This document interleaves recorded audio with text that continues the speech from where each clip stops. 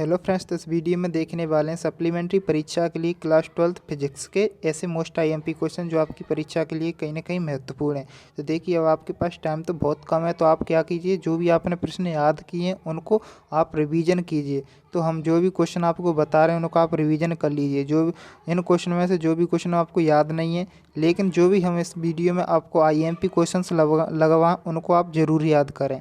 जितने टाइम में जो भी हम आईएमपी लगवाएं उनको, तो और जो पहले से याद है उनको आप रिवीजन कर लीजिए।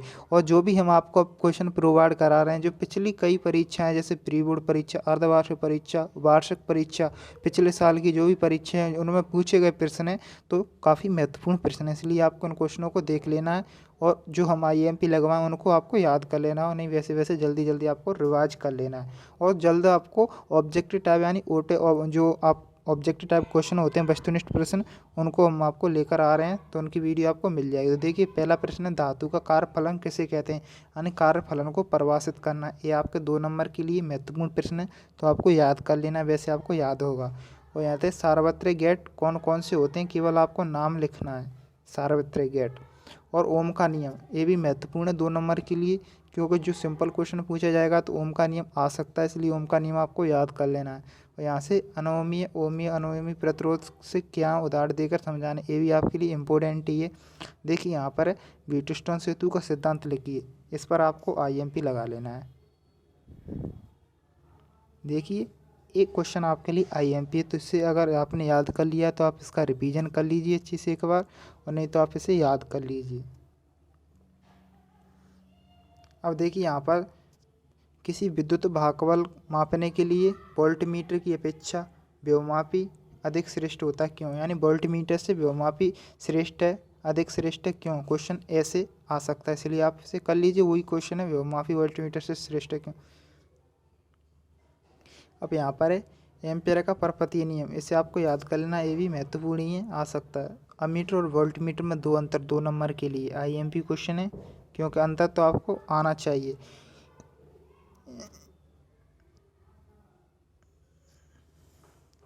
संट क्या है, इसका उपयोग इसे आप कर सकते हो। यहाँ पर देखिए, बायो सेवर्ट का नियम, बायो सेवर्ट का नियम आईएमपी क्वेश्चन है, इसको आपको याद कर लेना है।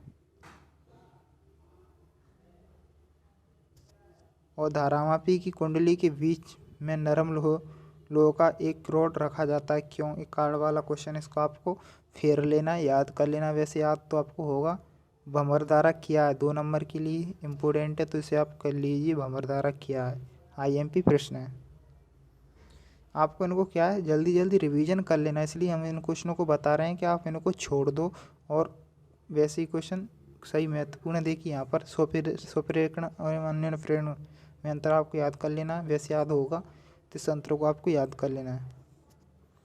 और क्वेश्चन अगर कहीं पर भी ऐसे हो सकता है आपको 4 नंबर में, या फिर जिस चैप्टर से जो भी नंबर क्वेश्चन आएगा उसमें जुड़कर आता है, जैसे अन्योन्य प्रेरण क्या है, और फिर क्वेश्चन आगे जुड़ा हुआ है, तो आपको क्या करना है, अन्योन्य प्रेरण में जो आपने अंतर किया है स्वप्रेरण और अन्योन्य प्रेरण में, तो अन्योन्य प्रेरण वाले पॉइंट को, जो आपको शुरू वाले पॉइंट होते हैं उनको लिख देना है। हो सकता है वहाँ से आपको नंबर मिलने के चांस रहते हैं 1 नंबर। तो आपको ऐसा जो भी क्वेश्चन आपको ने अंतर याद किया और कहीं पर आपको ऐसा क्वेश्चन लग रहा है कि किसे कहते हैं या फिर क्या है, ऐसे क्वेश्चन करके आया है, तो आपको उसका उत्तर लिख देना है, वहाँ से नंबर मिलने के चांस रहते हैं।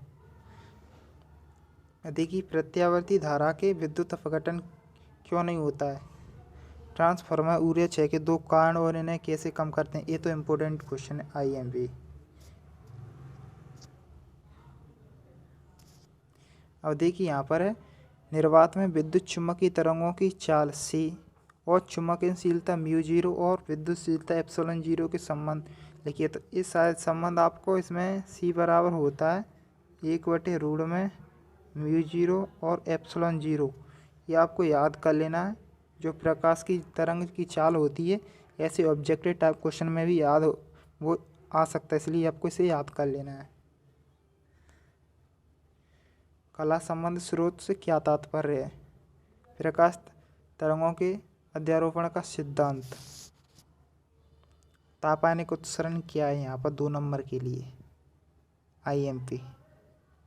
देखिए, जो भी आईएमपी क्वेश्चन हम बोल रहे हैं तो इसका मतलब ये है ये काफ़ी महत्वपूर्ण है, परीक्षा में आने के चांसेस ज़्यादा हैं, इसलिए आईएमपी बता रहे हैं हम। तो क्या है, आपको जो छात्र ऐसे होते हैं उनको ज़्यादा क्वेश्चन याद नहीं हो पाते हैं तो उनके लिए आईएमपी, इसलिए आईएमपी को क्या है आपको अच्छी तरह से याद कर लेना है।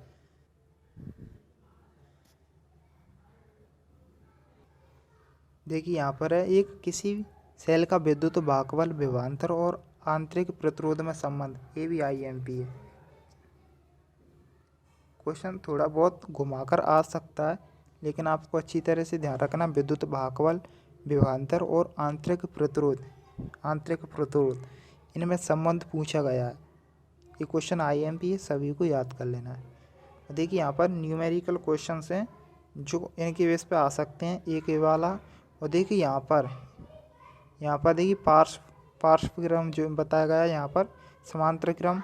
यहाँ पर देखिए 3 प्रतिरोध दिए गए हैं, 2 ओम का है, 4 ओम का है और 5 ओम का है। तो ऐसे यहाँ पर संख्याएं चेंज हो सकती हैं, यानी ओम के मान होते हैं यहाँ पर, जो आपके प्रतिरोध होते हैं ये चेंज हो सकते हैं आपको, लेकिन यहाँ पर इनको निकालना सीख लेना है, समांतर क्रम वाले को और श्रेणी क्रम वाले को, क्योंकि ज़्यादा चांसेज आपका न्यूमेरिकल का रहेगा तो प्रतिरोधों के श्रेणी क्रम एवं समांतर क्रम संयोजन से रहेगा। तो इसलिए यहाँ पर इन क्वेश्चनों को आपको सॉल्व करना सीख लेना है। और यहाँ पर देखिए अगर क्वेश्चन आता है तो ये महत्वपूर्ण है, बैटरी वाला 10 वोल्ट की विद्युत भागफल वाली बैटरी है, आंतरिक प्रतिरोध 3 ओम दिया हुआ है। आप इसे पढ़ लीजिए अच्छी तरीक़ा से, और इसका सॉल्यूशन आप चाहते हो तो कमेंट कीजिए, हम इनका जो भी इम्पोर्टेंट न्यूमेरिकल उनका सॉल्यूशन आपको प्रोवाइड करा देंगे। जैसे ये आपके प्रतिरोध वाले हो गए, श्रेणी क्रम समांतर क्रम को कैसे निकालते हैं इन वालों को, लेकिन आपको जल्दी से जल्दी कमेंट करना होगा क्योंकि टाइम बहुत कम है। देखिए यहाँ पर 2 तरंगों की तीव्रताओं का अनुपात दिया हुआ है और व्यतिकरण करती हैं, तो महत्तम और न्यूनतम तीव्रताओं का अनुपात पूछा है, अधिकतम और न्यूनतम का। तो ये भी न्यूमेरिकल है आपके लिए, 3 काफ़ी महत्वपूर्ण है। और देखिए यहाँ पर विद्युत फ्लक्स संबंधी गॉस का नियम लिखिए, सिद्ध कीजिए, इसे आईएमपी लगाइए।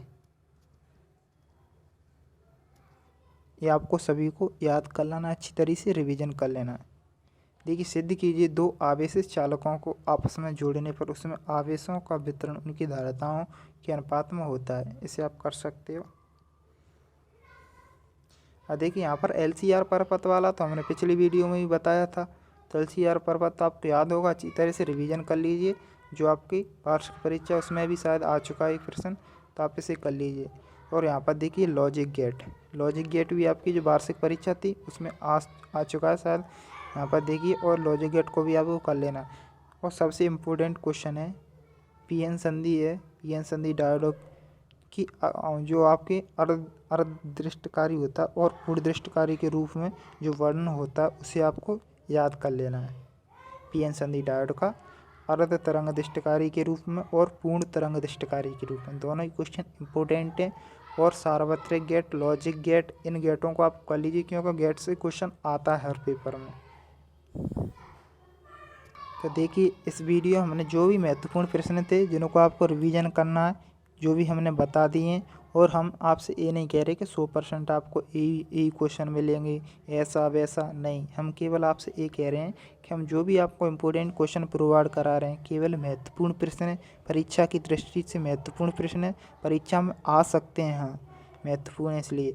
और देखिए, और जो भी आपके पास टाइम कम है इसलिए आपको इनको केवल रिवीजन करना है। याद करने के चक्कर में अगर आपने अभी तक कुछ याद नहीं किया, आप सोचो कि हम अभी याद कर लें, तो ऐसा नहीं हो सकता। जो भी आईएमपी लगवाएं उनको याद कीजिए आप, और इनका रिवीजन कीजिए आपने जो भी किया। और जल्द से जल्द हम आपके लिए जो भी वस्तुनिष्ठ प्रश्न है, ऑब्जेक्टिव टाइप के प्रश्न, उनकी वीडियो हम लेकर आएंगे। इसलिए कमेंट में आपको यस ज़रूर लिख देना है। अगर आप ऑब्जेक्टिव टाइप क्वेश्चन की वीडियो चाहते हो तो यस ज़रूर लिखिए।